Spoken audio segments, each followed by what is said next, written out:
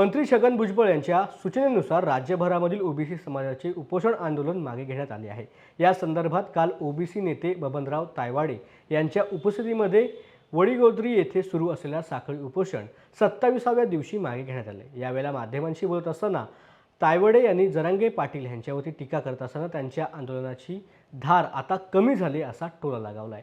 मुंबईमधील महामोर्चामध्ये 3 कोटी मराठा समाज सहभागी होतील असा दावा मनोज जरांगे पाटील यांनी केला होता। यावर तायवाडे यांनी मुंबईमध्ये घेऊन जाण्यासाठी राज्यामध्ये मराठ्यांची संख्या 3 कोटी आहे का असा सवाल जरांगे पाटील यांना विचारला आहे। 3 कोटी मराठी आहेतच रे का? मी उलटा प्रश्न विचारतो, तुमची लोकसंख्या तरी 3 कोटी आहे का? एकूण लोकसंख्या किती आहे? महाराष्ट्राची 12 कोटी। काय 12 कोटीमध्ये हे लोक किती आहे? 12, 13, 14, 15% मॅक्झिमम।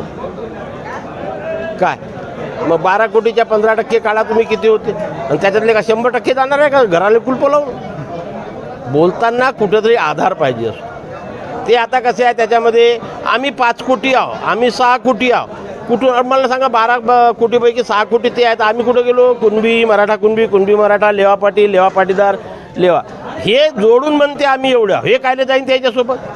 हे ऑलरेडी ओबीसी मध्ये आहे। ज्या जाती ऑलरेडी ओबीसी मध्ये आहे, पण ते समजतात की हे आमच्या मराठा समाजाचा एक भाग आहे। ज्यांना ऑलरेडी ओबीसीचं आरक्षण मिळते ते त्यांच्यासोबत जाणार नाही म्हणजे नाही। आणि म्हणून ते जे 3 कोटीचा दावा करतो त्याच्यावरती माझा विश्वास नाही। काय